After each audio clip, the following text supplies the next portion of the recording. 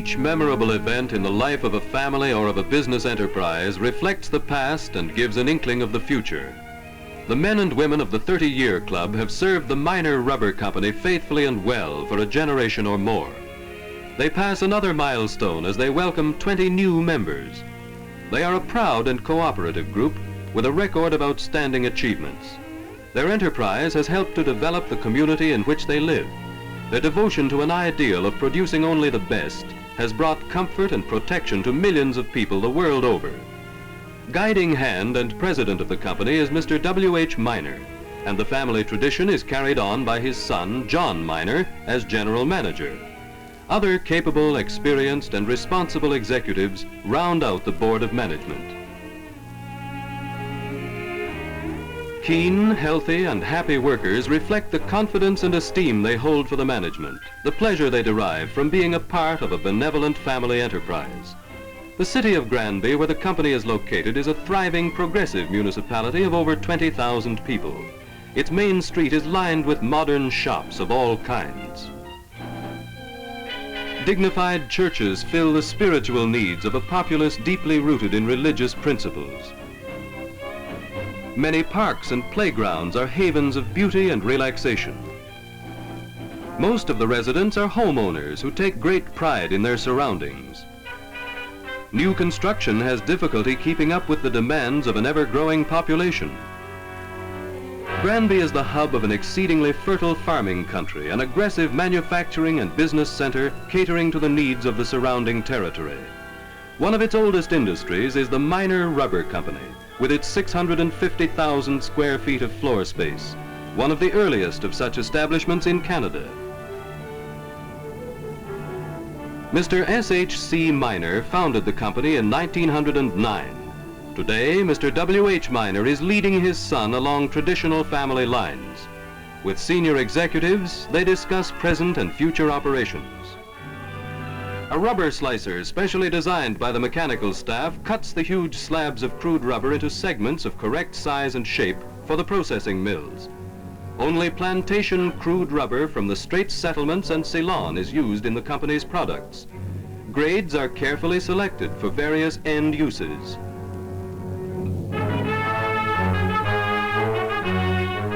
The breaker mill represents the first step in rubber processing. The cut-up segments are fed into the massive rollers, where they are plasticized before being put to their final use. The powerful rollers knead the rubber, making it more adaptable for further processing.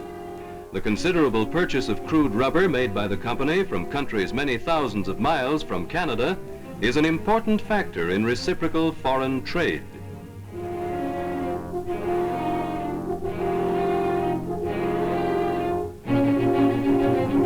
Various chemicals are added to improve abrasive, flexing, and aging qualities of the rubber. Other chemicals are added to color the stock and to reinforce the rubber. The compound room operates on very exact formulas supplied by the plant laboratory.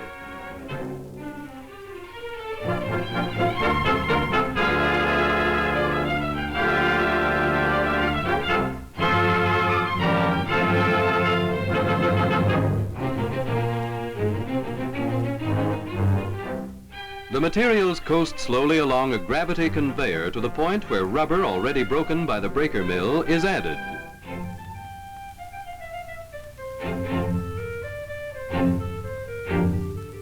The batch is now fed into the Banbury mixer. Inside, two screw-type rotors revolve against one another as a hydraulic ram forces the stock into the rotors. Mixing time is carefully controlled by the laboratory. A recording chart attached to the machine is checked every day. A small sample is taken from every batch and sent to the laboratory for careful testing and analyzing. No batch is released for further processing until it is fully approved by the laboratory staff.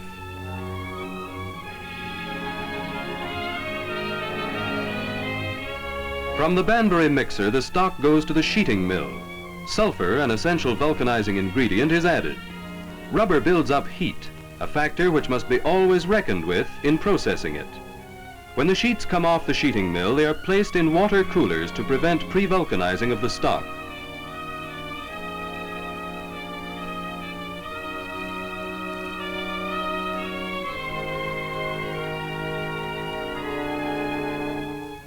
The compounded sheets are put on a warming mill in order to plasticize and warm the stock. This is necessary so that it may be fed into the friction calander in a proper malleable condition.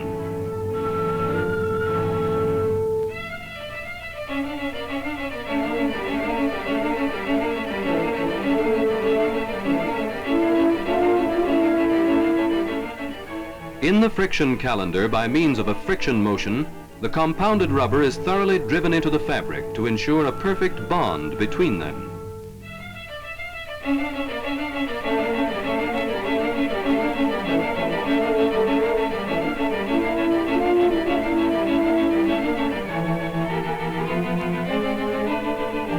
The lining calander applies the final coating of compounded rubber to the fabric with an even speed motion to give a smooth and continuous coating. Precision control to 1/1000th of an inch guarantees uniform thickness. The lining calander coats the material used in the making of black diamond clothing as well as linings for rubber footwear. The compounded rubber is fed into the upper calander from a warming mill.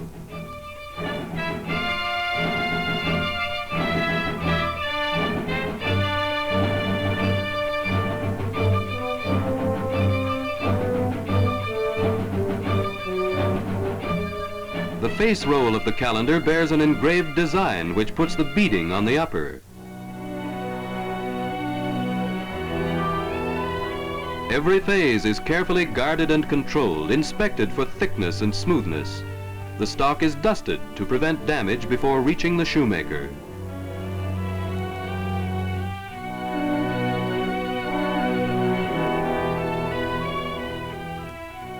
The soling stock is also carefully examined for thickness and smoothness. A very large number of soling designs are used in the plant. Automatically cut by an electric knife, the soling stock is delivered to the outsole cutters. Experienced and skilled operators cut along the embossed lines put in by the calander.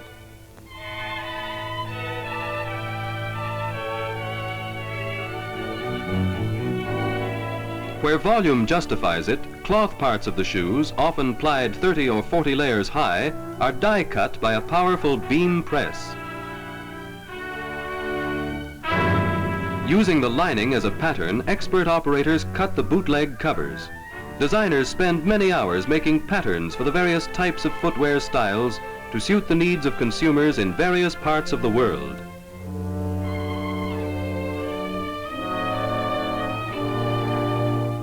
Many different methods of cutting are used to suit specified needs.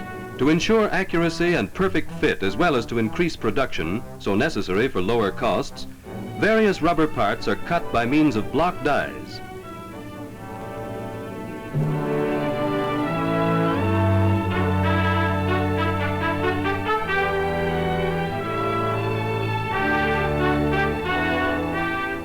A knife revolving at high speed around a form cuts the soling stock. Complete sets of forms are required for every style, a form for every size.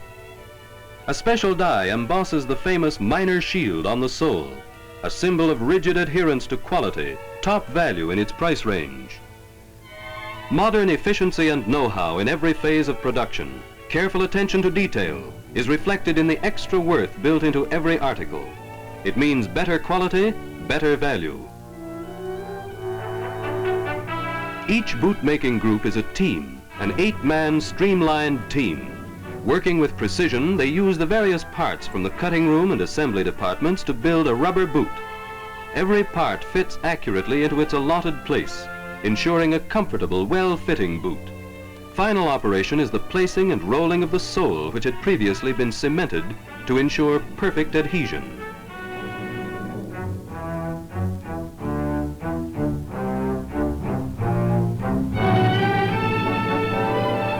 Many excellent types of footwear are supplied for various uses in different parts of the world.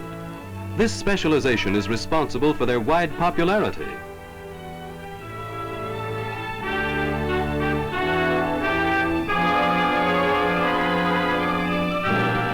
The sole takes the greatest punishment in footwear. Previously cemented, it is pressed on mechanically to ensure perfect adhesion, an added quality feature of minor rubber footwear.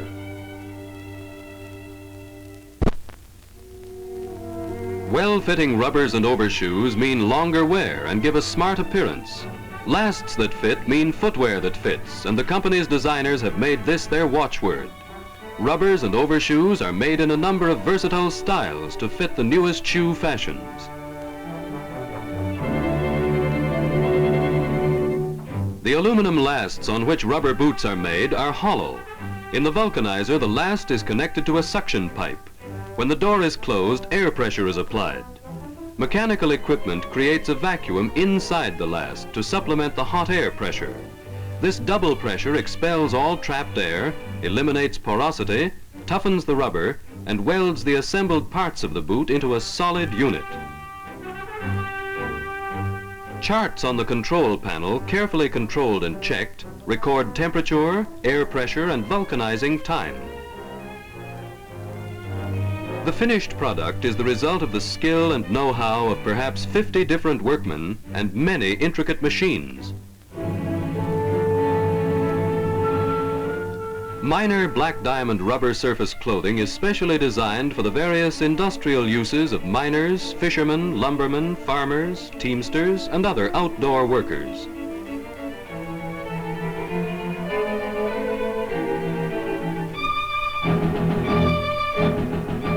Properly fitting garments mean more comfort during working hours, greater protection for the wearer. The rubber compounds also have been carefully worked out in the laboratory so that the clothing will stand up to occupational hazards. It is oil and grease resistant, flexible, non-freezing, durable, and absolutely waterproof.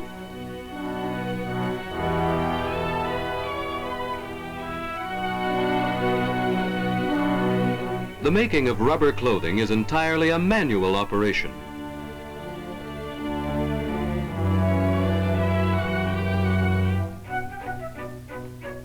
There are no stitches in black diamond rubber clothing.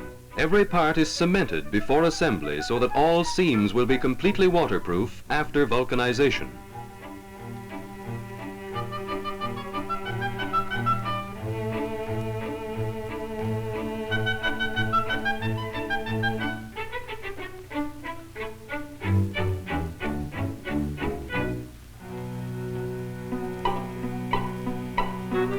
Freedom of action is important to outdoor workers, and here is where expert designing shows its worth.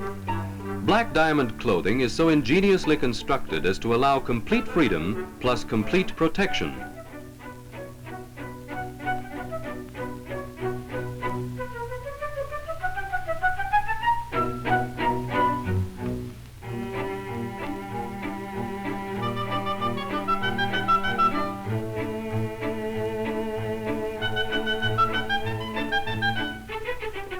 Finally, the operator places the mark of quality upon the hat in the form of the familiar black diamond.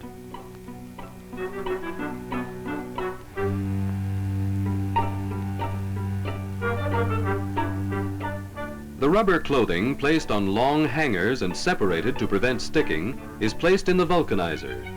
Vulcanization welds all parts into a completely waterproof garment.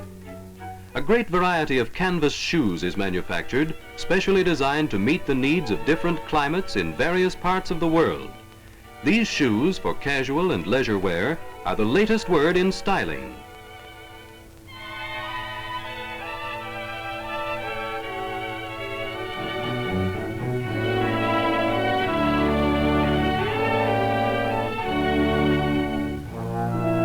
Ingenious machines punch in the sturdy eyelets in one swift motion.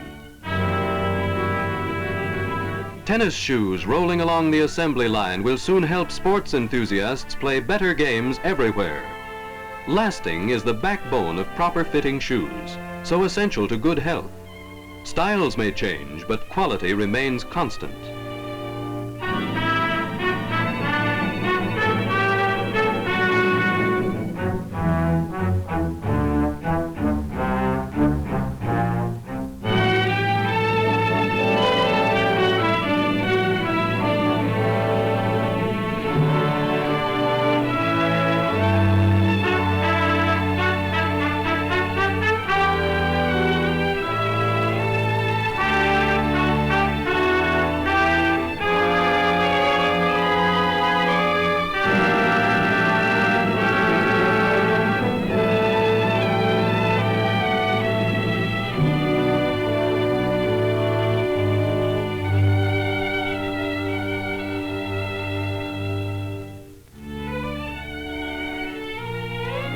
every article must be perfect.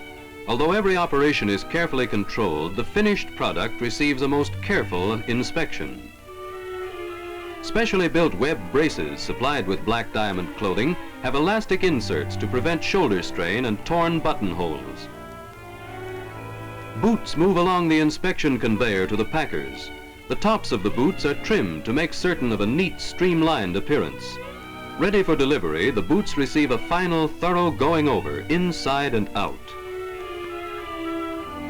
The company manufactures in its own plant all the cartons they use in such large quantities. Export shipping is an exacting job in itself. Cases must be well packed and sturdy to withstand long ocean voyages and rough handling. To maintain a constant watch over the many intricate processes in the plants, the company operates a modern, well-equipped laboratory. The machines are exact replicas of the ones actually used in the mill room. In the laboratory, new formulas are being constantly mixed. After vulcanization, samples are rigidly tested for abrasion and flexing. The abrasion machine compresses into a few hours the average lifetime abrasion of a rubber shoe. No compound goes into production without passing this exhaustive test. The laboratory is constantly developing new and better compounds, experimenting with new processes, and keeping abreast of latest technical developments. Laboratory control ensures perfect quality, a better all-round product.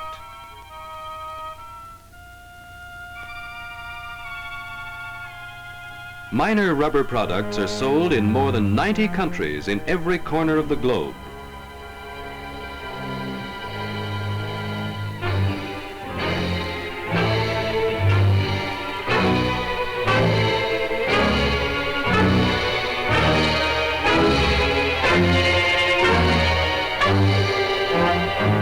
Minor means merit.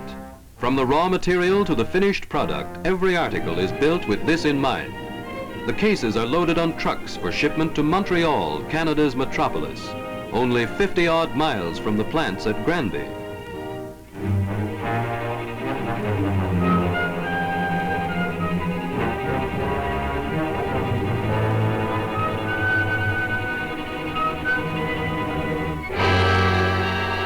From the great inland port and shipping center, shipments are easily made, whether by sea to markets in Europe and the rest of the world, or by rail to all parts of Canada. Minor products reflect more than a generation of successful study and development.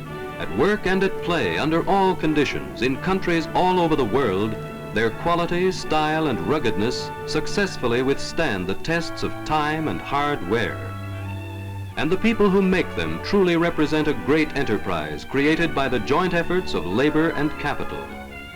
As the veterans of the company pay tribute to the new members of the 30-year club, they look to the future with confidence.